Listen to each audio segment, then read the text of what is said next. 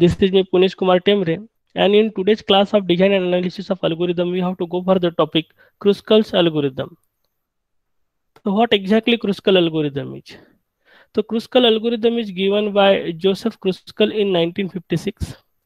Particularly, this algorithm follows the greedy strategy, and this algorithm finds a minimum spanning tree or a minimum spanning forest of an undirected edge-weighted graph. So if a graph is connected, then it finds a minimum spanning tree. Now, here we have to understand the working principle of Kruskal algorithm. So particularly this algorithm starts with a forest containing n trees, and during subsequent iteration it produces the tree by merging. Finally, it reduces to a single tree, and this algorithm terminates with a single minimum spanning tree. In each step, it adds the next lowest weight edge that will not form a cycle to the minimum spanning forest. तो particularly जब हम various iterations perform करते हैं तो हर iteration में minimum spanning tree को उस edge को ऐड किया जाता है जिसका वेट सबसे कम है, और जब उस एज को हम ऐड करें तो at that time we are checking for whether there will be the formation of cycle और नॉट. तो पर्टिकुलरली उस एज को अगर हम ट्री में इंक्लूड अगर कर रहे हैं और इंक्लूड करने की वजह से साइकिल अगर नहीं बन रहा है तो फिर उस पर्टिकुलर इंस्टेंस ऑफ टाइम पे कोई एज ऐसा है जो लोवेस्ट एज वेट है और जिसकी वजह से साइकिल अगर फॉर्मुलेट नहीं हो रहा है तो फिर उस पर्टिकुलर एज को हम मिनिमम स्पैनिंग ट्री में ऐड करते जाते हैं. तो this is what the working principle of Kruskal algorithm. Now we have to go for the greedy algorithm designed by Kruskal. Particularly, this algorithm works in 3 steps. Here we have a step 1, make n set of vertices. Then in step 2, we are going for sort the edges in increasing order by their weight. And then in step 3, we will construct the minimum spanning tree using greedy strategy. तो हमारा जो algorithm है वो algorithm का नाम है MST कुस्कल, और इस पर्टिकुलर अल्गोरिदम में हम दो पैरामीटर पास कर रहे हैं. First one is a graph and second one is a weight associated with that graph. तो ग्राफ में नंबर ऑफ एजेस कितने हैं, नंबर ऑफ वर्टाइसेस कितने हैं, एजेस और वर्टाइसेस हमको इनपुट कराना है, और साथ साथ हर एक एज का वेट हमें इनपुट कराना है. तो this parameters we have to pass. Then in step 1 here we have to go for a is equals to 5. तो a is equals to 5 का मतलब क्या है? a is equals to 5 का मतलब है इनिशियली हमारा आंसर जो रहेगा वो एम्प्टी सेट रहेगा. Ultimately a will indicate our minimum spanning tree. तो इनिशियली हमारा स्पैनिंग ट्री एम्प्टी है. Then for each vertex v belongs to v of g, यानी ग्राफ के हर एक वर्टेक्स के लिए डू मेक सेट v, यानी हर एक वर्टेक्स का हमें एक सेट बनाना है.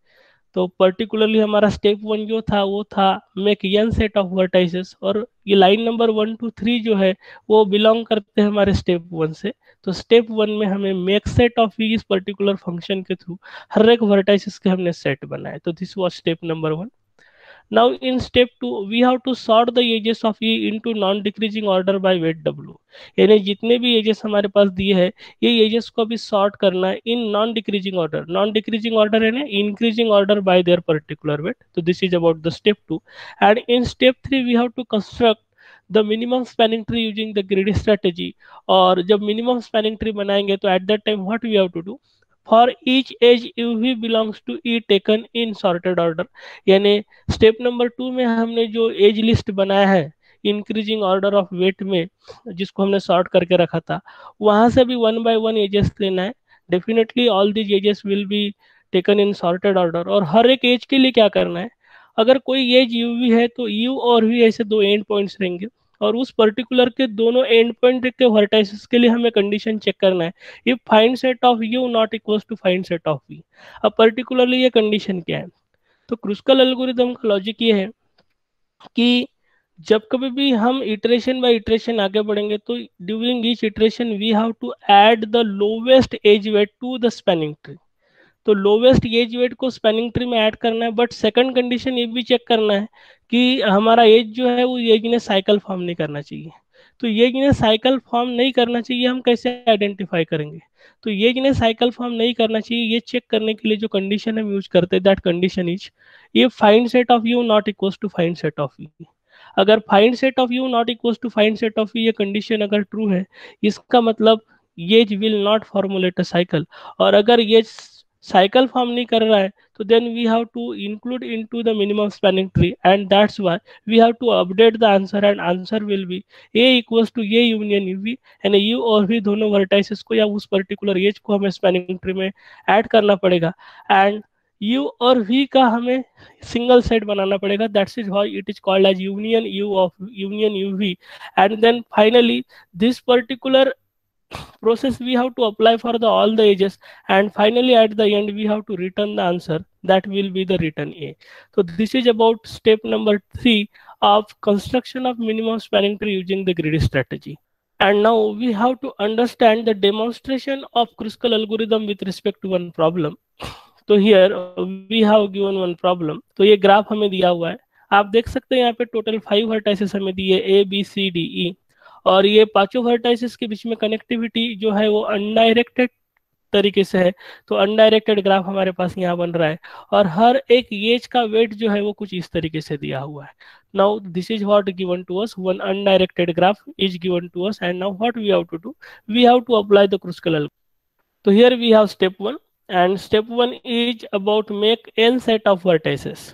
So what we have to do, initially we have to initialize a is equals to 5, a is equals to 5 यानी empty रहेगा, तो आप देख सकते हैं यहाँ पे ये हमारा empty set है.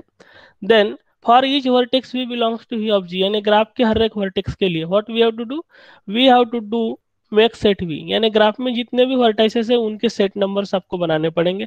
तो टोटल वर्टाइसेस हमारे पास 5 है, तो पांचों वर्टाइसेस के सिंगल सिंगल सेट बनेंगे. तो आप यहाँ देख सकते हैं हमारे पास टोटल 5 सेट है, तो ए बी सी डी ई ऐसे 5 सेट है, और हर एक सेट को हमने नंबरिंग करके रखा है. तो therefore do make set of ये पर्टिकुलर फंक्शन इस तरीके से 5 सेट बनाएगा. तो this was about the step number 1. Now we have step number 2. What we have to do in step 2, तो in step 2 we have to sort the edges in increasing order by their weight, and that's why अगर weight के हिसाब से अगर हमें edges को sort करना है, तो टोटल एजेस हमारे पास कितने हैं, तो टोटल एजेस हमारे पास कुछ इस तरीके से रहेंगे. तो ये भी A C A D B C B D C E and D, these are the edges which are before sorting.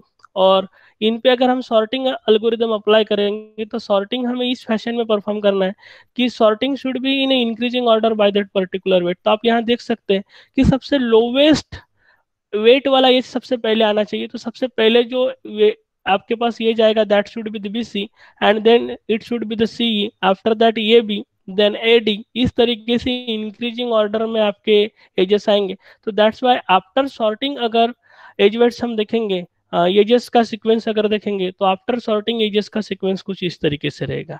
तो दैट्स वाई वो वाला एज जिसका वेट सबसे कम है B C will comes first, whereas the age जिसका age weight सबसे ज्यादा है that is BD, that should be at the end. Now we have to go to step 3.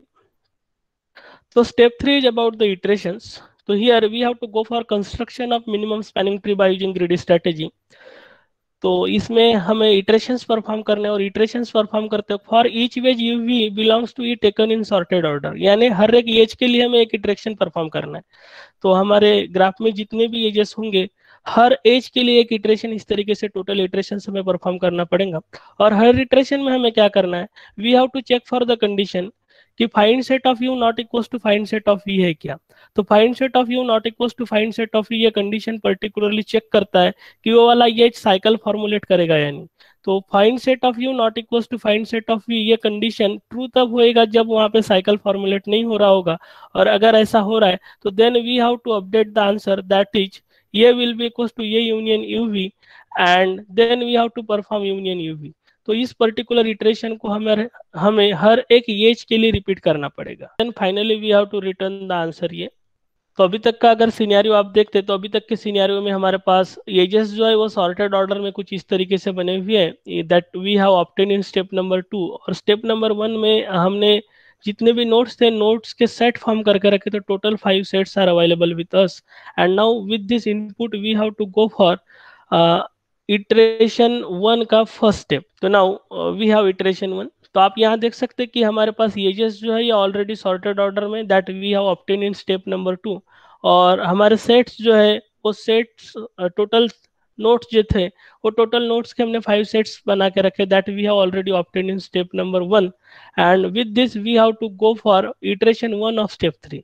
तो इस इटरेशन में हमें करना क्या है, तो इस इटरेशन में हमें For each age UV belongs to E taken in sorted order, find set of U not equals to find set of E, इस पर्टिकुलर कंडीशन को चेक करना है।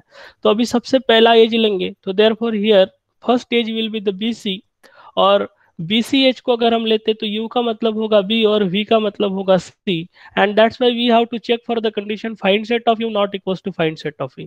तो फाइंड सेट ऑफ B कितना है, 2 है। आप यहाँ देख सकते हैं B का सेट नंबर जो है वो 2 है। फाइंड सेट ऑफ C का सेट नंबर क्या है, दैट इज व्हाट 3। तो दोनों का सेट नंबर सेम है क्या, नहीं, both having the different set number, और दोनों का सेट नंबर अगर डिफरेंट है that is find set of U not equals to find set of E। ये कंडीशन अगर ट्रू आ रहा है, इसका मतलब ये वाला एज साइकिल फॉर्मुलेट नहीं कर रहा है, और साइकिल फॉर्मुलेट नहीं करने की वजह से we have to accept this particular edge into minimum spanning tree, and therefore we have to update the answer. तो answer will be equals to ये यूनियन BC, इसलिए हमारे आंसर में दिखेगा BC। तो आप देख सकते हैं कि हमारा आंसर जो है हमने अपडेट किया है, और आंसर में भी मिल रहा है BC। इसी चीज को अगर हमें ग्राफिकली दिखाना है, तो आप यहाँ देख सकते हैं कि BCH को हमने मिनिमम स्पैनिंग ट्री में इंक्लूड किया है, जिसको हमने रेड कलर से इंडिकेट किया हुआ है। After that we have to perform the union BC, यानी B का सेट और C का सेट, ये दोनों को हमें यूनियन परफॉर्म करना पड़ेगा, यानी B और C ये दोनों को सिंगल सेट में डालना पड़ेगा, और सिंगल सेट नंबर हमें देना पड़ेगा। तो हम यहाँ पे ये वाला प्रॉपर्टी अप्लाई करेंगे कि लोवेस्ट सेट नंबर प्रिजर्व करेंगे। तो 2 और 3 में से लोवेस्ट कौन है, 2, therefore set number 2 will get preserved, and that's why union BC perform करने के बाद हमारे सेट कुछ इस तरीके से बनेंगे। तो सेट ये दैट इज 1, और B और C को हमने यूनियन किया था, इसलिए हमें उनको सिंगल कंबाइंड सेट में डाला है, that is what 2, and then D will be equals to 4 and E will be equals to 5। तो at the end of iteration 4 अगर आप देखोगे तो हमारे पास टोटल 4 सेट्स हैं। टोटल 4 सेट का मतलब है total 4 spanning trees are available with us. तो टोटल 4 ट्रीज कौन से हैं, तो ओनली सिंगल ये एक ट्री हमारे पास है, BC वाला एक ट्री हमारे पास है, D वाला ट्री एक हमारे पास है, और E वाला ट्री हमारे पास है। So this was about the iteration 1, and now we have to go to iteration 2. तो here we have iteration 2। तो iteration 2 में हमें जो नेक्स्ट एज लेना पड़ेगा that will be equals to the C, और C एज अगर लेते हैं तो here U will become C and V will become E। तो here we have to find out find set of C and find set of E। तो find set of C जो रहेगा that will be equals to 2, and find set of E जो रहेगा that will be equals to 5। तो find set of C not equals to find set of E, ये condition true आ रहा है, तो therefore we have to accept this particular edge, क्योंकि ये साइकिल फॉर्मुलेट नहीं कर रहा है, and therefore we have to update the answer। Answer जब अपडेट करेंगे तो it will become A will be equals to ये union C, and that's why आप देख सकते हैं कि हमारे आंसर में अभी रहेंगे BC। क्यों, क्योंकि इनिशियली BC था और अभी हमने ऐड किसको किया, E को, that's why it will become BC। तो अपडेटेड आंसर को आप यहाँ पे देख सकते हैं, और जबकि हमने इस पर्टिकुलर एज को ऐड किया है हमारे स्पैनिंग ट्री में, तो आप ग्राफिकली देख सकते हैं यहाँ पे। तो हमने रेड कलर से EC या CE इस पर्टिकुलर एज को हमारे स्पैनिंग ट्री में इंक्लूड किया है, and then we have to perform union UV। तो यूनियन UV परफॉर्म करेंगे, यानी यूनियन C हमें परफॉर्म करना पड़ेगा, और ये वाला यूनियन अगर हम परफॉर्म कर रहे हैं तो यूनियन परफॉर्म करने की वजह से हमारे सेट्स जो है वो कुछ इस तरीके से बनेंगे। क्यों, क्योंकि BC में हमने E को ऐड किया है, तो therefore set will become BCE, और लोवेस्ट सेट नंबर हम प्रिजर्व करेंगे दैट विल बिकम 2। तो at the end of iteration 2 now we have only 3 sets. इसका मतलब हमारे पास 3 ट्री बचे हुए हैं, that is tree A, tree B, C, E and tree D। So this was about the step iteration 2. Now we have to go to iteration 3. In iteration 3 we have to go for next lowest age weight age, that is what AB, and that's why here we have to examine for AB whether to include AB or not, and therefore here UV will be become AB, यानी U का मतलब होगा A और V का मतलब होगा B। तो find set of E और find set of B perform करेंगे, तो फाइंड सेट ऑफ E कितना है 1, और find set of B perform करेंगे तो कितना है 2। तो 1 इक्वल्स टू 2 है क्या, नहीं है, इसका मतलब find set of A not equals to find set of B, ये कंडीशन ट्रू होगा। इसका मतलब ये वाला इस साइकिल फॉर्मुलेट नहीं कर रहा है, और साइकिल फॉर्मुलेट नहीं कर रहा है इसलिए उस पर्टिकुलर एज को हमें एक्सेप्ट करना पड़ेगा, and therefore we have to update the answer. जब हमने आंसर अपडेट किया तो अपडेटेड आंसर जो बनेगा it will becomes union of original answer plus A B. तो ओरिजिनल आंसर में BC, उसमें हमें AB को ऐड करना पड़ेगा, इसका मतलब ये बन जाएगा ABC, और इसी चीज की वजह से आपका आंसर ये जो है कुछ उस तरीके से दिखेगा। और अगर हमें ये भी एज को अगर इंक्लूड करना है तो ये भी एज को इंक्लूड करते हुए ग्राफिकली हमने इस तरीके से दिखाया, हमने रेड कलर से वहां पे इंडिकेट किया है। And then we have to perform the union of A B. अब union of A B perform अगर करना है, सेट ए और सेट बी सी दोनों का यूनियन परफॉर्म करना पड़ेगा। तो हमारा यूनियन वाला सेट कुछ इस तरीके से दिखेगा। तो at the end of iteration 3 हमारे पास दो ही सेट है, पहला वाला सेट जिसमें ए बी सी है और दूसरा सेट जिसमें कि डी है। तो this was about the iteration 3। Now we have to go to iteration 4। तो here we have iteration 4। Iteration 4 में हमें जाना पड़ेगा नेक्स्ट एज के लिए, और हमारा नेक्स्ट एज जो है that is AD, that is for edge U V is equals to AD. तो यहाँ पे यू का मतलब है ए और वी का मतलब है डी। तो फाइंड सेट ऑफ ये और find set of D perform करना पड़ेगा। तो फाइंड सेट ऑफ ये का सेट नंबर क्या है, तो यहाँ पे आप देख सकते हैं ये का सेट नंबर कितना है 1। Find set of D perform करना पड़ेगा, डी का सेट नंबर कितना है 4। क्या दोनों सेम है, नो। यानी find set of A not equal to find set of D, ये कंडीशन ट्रू आ रहा है। इसका मतलब ये वाला ये साइकिल फॉर्मुलेट नहीं कर रहा है, therefore we have to accept this particular edge. और इस एज को एक्सेप्ट करने के बाद हमें आंसर को अपडेट करना पड़ेगा। तो अपडेटेड आंसर ये जो बनेगा that will become A B C D. हमें इस एज को एक्सेप्ट करना है, इस चीज को हमने ग्राफिकली इस तरीके से दिखाया है। तो आप देख सकते हैं we have to accept the edge A D. Accept edge A D को ग्राफिकली हमने रेड कलर से इंडिकेट किया है, और हमारा अपडेटेड आंसर ये कुछ इस तरीके से है। Then we have to perform the union of A D, और यूनियन ऑफ ए डी अगर हम परफॉर्म करेंगे तो ये और डी को एक ही सेट में अगर डालना पड़ेगा तो हमारे पास एक ही सेट बन जाएगा, और ये अपडेटेड वाला सेट कुछ इस तरीके से रहेगा। तो अभी आप देख सकते हैं कि आपके पास एक ही सेट है, इसका मतलब you have only one spanning tree, getting it. तो आप देख सकते हैं यहाँ पे इटरेशन 5 है, और इटरेशन 5 के लिए नेक्स्ट स्टेज के लिए अगर जाते हैं तो हमारा नेक्स्ट स्टेज रहेगा ये सी। इसका मतलब यू का मतलब है ये और वी का मतलब है सी। तो फाइंड सेट ऑफ ये और फाइंड सेट ऑफ सी अगर परफॉर्म करते हैं तो ग्राफ के सारे नोट अगर एक ही सेट में अगर आ चुके हैं, तो अभी इसके बाद किसी भी दो एंड पॉइंट के लिए अगर फाइंड सेट ऑफ ये not equal to find set of C ये कंडीशन चेक करेंगे तो ये फॉल्स आएगा। एंड दैट्स वाई ये का भी सेट नंबर 1 है, सी का भी सेट नंबर 1 है, यानी दोनों यूनिक नहीं है, इसलिए कंडीशन फॉल्स आ रहा है। और कंडीशन फॉल्स आ रहा है इसका मतलब उस पर्टिकुलर एज को अगर हम इंक्लूड कर रहे हैं तो that particular edge will formulate a cycle. तो आप यहाँ देख सकते हैं ग्राफिकली, अगर हम ए सी एज को अगर यहाँ इंक्लूड करते हैं ए सी, तो ये ए बी सी ए इस तरह का साइकिल बनने वाला है। एंड दैट्स वाई आप यहाँ देख सकते हैं कि फाइंड सेट ऑफ ये not equal to find set of C, ये कंडीशन फॉल्स है, इसका मतलब साइकिल फॉर्मुलेट हो रहा है, therefore we have to reject this particular edge. तो this particular edge will form the cycle, therefore we have to reject this particular edge. और rejection को हमने रेड क्रॉस से इस तरीके से इंडिकेट किया हुआ है। और जब ये एज रिजेक्ट कर रहे हैं इसका मतलब आंसर और यूनियन परफॉर्म करने की जरूरत नहीं है। तो this was about the iteration 5। और eight the end of iteration 5 अगर हम देखेंगे तो हमारा आंसर जो रहेगा वो इस तरीके से रहेगा ए बी सी डी ई, जबकि सेट जो रहेंगे वो हमारे इस तरीके से रहेंगे। तो this was about the iteration 5। Now we have to go to iteration 6। तो हियर वी हैव इटरेशन 6। अब इटरेशन 6 में नेक्स्ट स्टेज अगर लेते तो that will be the D, और डी एज अगर लेते तो यू का मतलब है डी और वी का मतलब है ई। इस पर्टिकुलर एज के लिए find set of D not equal to find set of ये कंडीशन अगर चेंज करेंगे तो फिर से ये कंडीशन फॉल्स आएगा। क्यों? क्योंकि सारे के सारे वर्टिसेस हमारे सिंगल सेट में आ चुके हैं। And that's why D H को अगर हम इंक्लूड कर रहे हैं तो once again it will formulate a cycle, and therefore we have to reject this particular. हमने फाइनली अगर हमारा सेट ये और सेट्स और आंसर अगर देखेंगे तो हमारे सेट और आंसर कुछ इस तरीके से दिखेंगे। तो this was about the iteration 6 and now we have to go to our last iteration that is iteration 7। तो here we have iteration 7। Iteration 7 में हमें लास्ट एज को एग्जामिन करना है that is B D.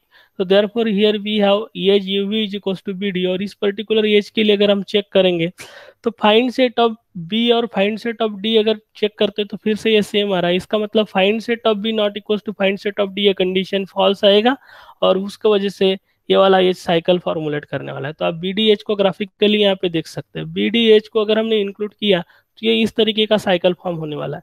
And therefore we have to reject this particular rejection हमने कुछ इस तरीके से दिखाया with the help of race cross of mark. तो एट द एंड हमारा आंसर कुछ इस तरीके से रहेगा दैट इज एबीसीडी, और सेट जो रहेगा वो हमारा इस तरीके से रहेगा, मीन्स सारे के सारे वर्टाइसेस हमारे सिंगल सेट में है, means at the end we have only single spanning tree. तो this was about the iteration 7। तो फाइनली अगर हम स्टेप 3 को देखते हैं तो इन स्टेप नंबर 3 हमने 7 इटरेशंस परफॉर्म किए थे। तो फर्स्ट इटरेशन में हमने BCH को इंक्लूड किया था, नेक्स्ट इटरेशन में हमने CEH को इंक्लूड किया था, नेक्स्ट इटरेशन में हमने AB को इंक्लूड किया था, नेक्स्ट इटरेशन में हमने AD को इंक्लूड किया था, और इसके बाद के जो इटरेशंस थे वो हर एक इटरेशन में हमने सारे के सारे एजेस को रिजेक्ट किया था। क्यों? क्योंकि रिमेनिंग एजेस हमारे साइकिल फॉर्मुलेट कर रहे थे। तो फाइनली अगर हमारा मिनिमम स्पैनिंग ट्री अगर हम देखेंगे तो हमारा मिनिमम स्पैनिंग ट्री कुछ इस तरीके का दिखेगा। और इस स्पैनिंग ट्री के लिए अगर हमें कॉस्ट कैलकुलेट करना है तो cost will be given by cost of MST is equals to weight of edge weight AD plus weight of edge AB plus weight of edge BC plus weight of edge CE। तो जितने भी edges हमने हमारे spanning tree में include किए सभी के wait का अगर हम सम कैलकुलेट करते हैं तो we will get the cost of minimum spanning tree. और यहाँ पे अगर हम कॉस्ट ऑफ MST कैलकुलेट करते हैं तो 3 + 2 + 1 + 1 that will be equals to 7। Therefore finally we will get the spanning tree will like this and cost of that MST will be equals to 7. This is about how to find minimum spanning tree by using Kruskal algorithm। तो हमेशा याद रखिएगा Kruskal algorithm से spanning tree find out करते वक्त total 3 step. पहले step पे तो हमने सेट के वर्टाइस जितने भी हमारे पास में वर्टाइसेस थे उनके सेट बनाए। स्टेप नंबर 2 में एजेस को हमने सॉर्ट किया by increasing order of their edge weight. और स्टेप नंबर 3 में हमने इटरेशंस परफॉर्म किए हर एक एज के लिए वेदर टू इंक्लूड और रिजेक्ट। तो किसी भी एज को इंक्लूड हम तब कर रहे थे जब वो साइकिल फॉर्मुलेट नहीं कर रहा था। तो कंप्लीट सिनेरियो हमने स्टेप नंबर 3 में डिटेल में देखा हुआ है। तो this was about how to compute minimum spanning tree by using Kruskal algorithm. And now here we have one assignment problem. तो assignment problem is given as illustrate the stepwise execution of Kruskal algorithm on the following graph to construct minimum cost spanning tree। आपको यहाँ पे total 6 vertices दिए हैं और 6 vertices की connectivity एक undirected graph के थ्रू आपको यहाँ पे दी हुई है और एजेस के एज वेट कुछ इस तरीके से है। तो this is what the one assignment problem to you. whatever the input I have provided in this video, by using that input you have to solve this particular problem। so this was all about how to compute minimum spanning tree by using Kruskal algorithm। Thank you।